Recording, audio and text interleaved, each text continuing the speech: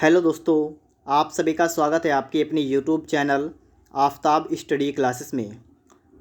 दोस्तों, इस वीडियो में हम लोग प्रावैधिक कला के पेपर के बारे में डिस्कस करेंगे कि 2020 में आपका प्रावैधिक कला का पेपर किस प्रकार से आया था। तो आप लोग इस वीडियो में लास्ट तक ज़रूर बने रहिएगा और यदि आप चैनल पर पहली बार आए हैं तो आप लोग चैनल को सब्सक्राइब भी कर लीजिएगा।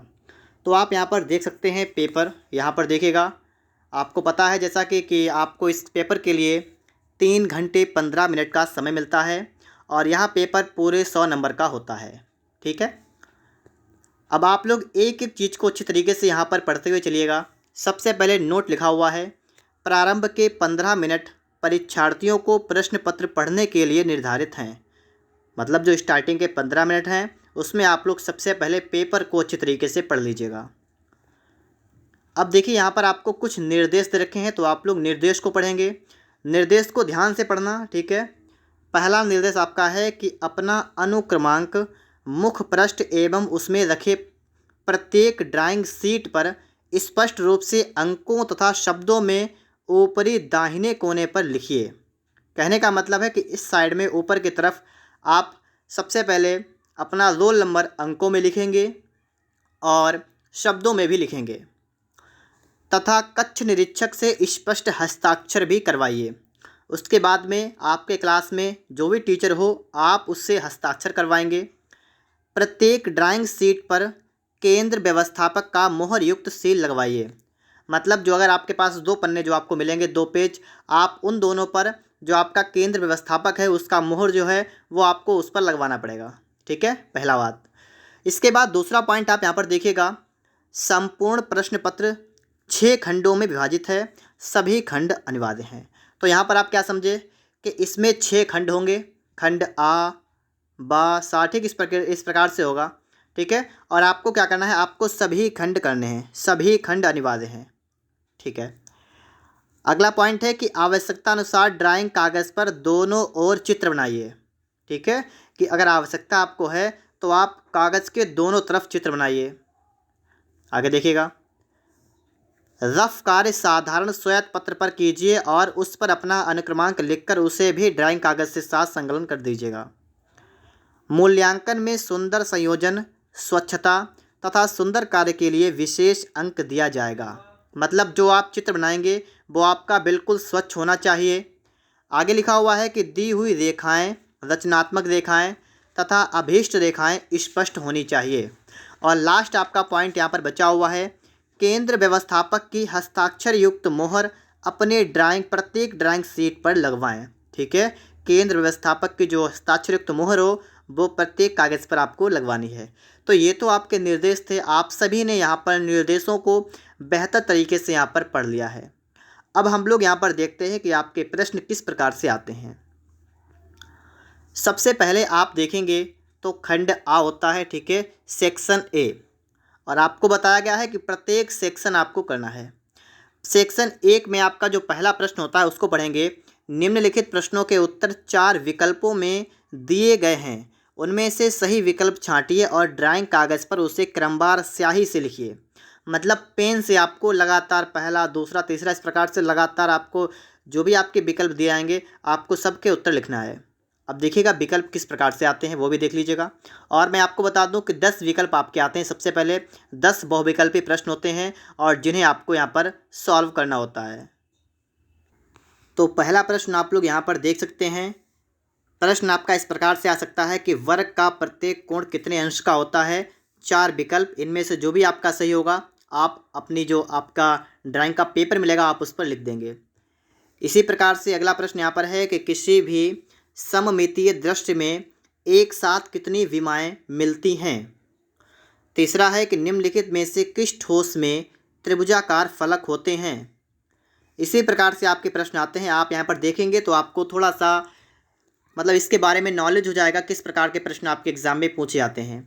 पिरामिड का तिर्यक फलक किस आकार का होता है। एक आयताकार कमरे में कितने ऊर्ध्वाधर फलक होते हैं। इसी प्रकार आप आगे देखेंगे, एक वर्ग का परिमाप क्या होगा जब आधार भुजा आ है।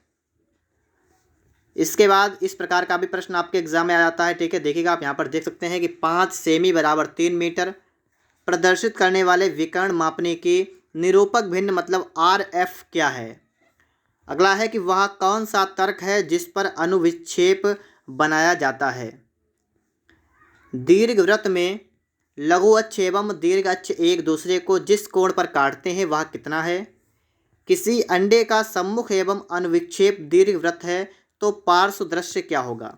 तो इस प्रकार के आपके विकल्प आते हैं। विकल्प पूरे 10 नंबर के आते हैं। ठीक है, विकल्प कितने नंबर के आते हैं? 10 नंबर के। उसके बाद आपका आ चुका है खंड बा सेक्शन बी। सेक्शन बी आपका आ चुका है और आपसे कहा गया प्रत्येक खंड अनिवार्य है। जितने भी खंड होंगे आप सभी को हल करेंगे। दूसरा प्रश्न आप सभी के सामने है। दूसरे का सबसे पहले का वाला इसको पढ़िएगा कि 2.8 सेमी की ऊंचाई में छापे वाले बड़े अक्षरों में प्रकाश व छाया युक्त हिंदी अथवा अंग्रेजी में और प्राविधिक अथवा टेक्निकल शब्द लिखिए। तो आप समझ सकते हैं कि चाहे तो आप हिंदी में प्राविधिक लिखिएगा और चाहे तो आप अंग्रेजी में टेक्निकल लिखिएगा। ठीक है, कुछ भी आप यहाँ पर लिखिएगा, आपकी इच्छा है। अथवा आप समझिएगा मतलब आपको इनमें से कोई एक लिखना है। और इसके बाद में ये देखिए 6 नंबर का ये हो गया।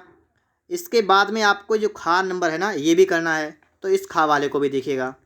ठीक है, इस खा वाले को आप देखेंगे तो खा वाले में क्या है कि 10 मिमी की ऊंचाई में हिंदी अथवा अंग्रेजी की तिरछी छपाई वाले अक्षरों में निम्नलिखित वाक्य लिखिए। मतलब समझे आप लोग यहाँ पर कि 10 मिलीमीटर की ऊंचाई होनी चाहिए। आप चाहे तो हिंदी में लिखिए चाहे तो अंग्रेजी में लिखिए। वाक्य आपके सामने ये रहा हिंदी में और ये रहा अंग्रेजी में।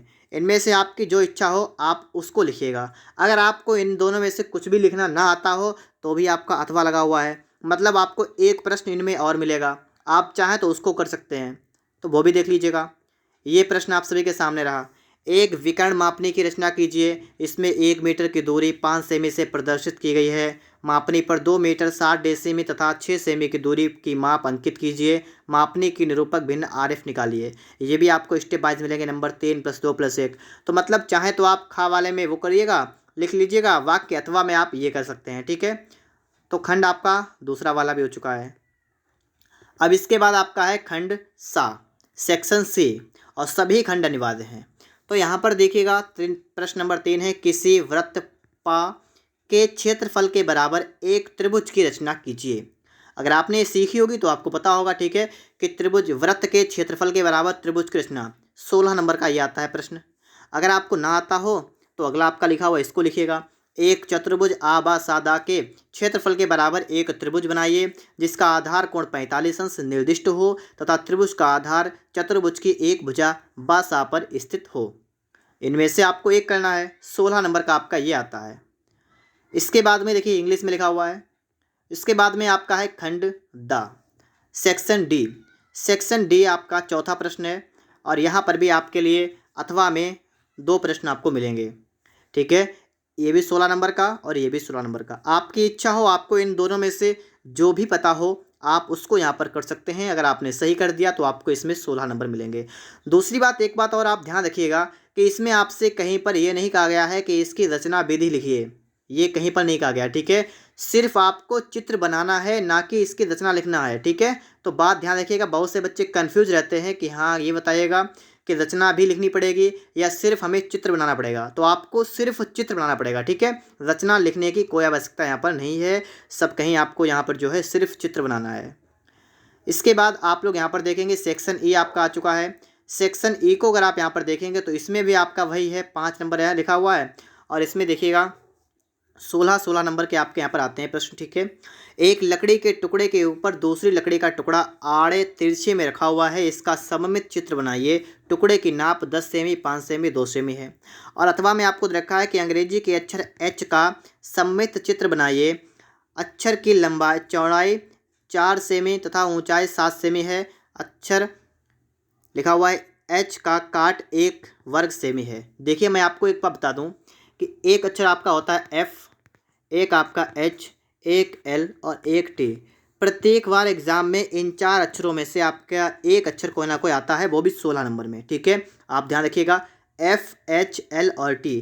मैंने अपने इसी चैनल पर प्रावैधिक कला की एक प्लेलिस्ट बनाई है और प्लेलिस्ट के अंतर्गत मैंने आपको अक्षरों को लिखना बताया है कि आप एफ कैसे बनाएंगे, एच कैसे बनाएंगे, ठीक है। इस प्रकार से मैंने आपको वहाँ पर सिखाया है। और इसके साथ साथ में मैंने आपको, जैसे आपने जो स्टार्टिंग में आपने जो प्रश्न पढ़ा था ना, जिसमें आपका था लगभग टेक्निकल वगैरह कैसे लिखेंगे, उसी प्रकार का मैंने आपको और भी सिखाया है, ठीक है। तो अगर आप उसको सीखना चाहें तो आप लोग प्लेलिस्ट को निकाल लीजिएगा, वहाँ से बनाकर सीख लीजिएगा। इसके बाद में आपके लिए लास्ट आपका खंड बचा हुआ है फा। अब यहाँ पर ध्यान से पढ़िएगा कह क्या रहा है। खंड फा है, इनमें से किसी एक का चित्र बनाना है। मतलब अब जो आपका प्रश्न नंबर 6 है ना, इनमें से किसी एक का सिर्फ आपको चित्र बनाना है। और कह रहा है वस्तु चित्रण, मतलब वस्तु चित्रण आपको यहाँ पर दे रखा है। कुल अंक 30, मतलब ये प्रश्न आपका 30 नंबर का है, सेक्शन एफ है, ठीक है। तो इस प्रकार से आपको यहाँ पर बताया गया है, ठीक है। इनमें से किसी एक का चित्र बनाना है, वो भी 30 नंबर का है। अब आप समझिए किस प्रकार के प्रश्न 30 नंबर में आते हैं। पहला प्रश्न आपका यहाँ पर लिखा हुआ है, इसको पढ़ते हैं।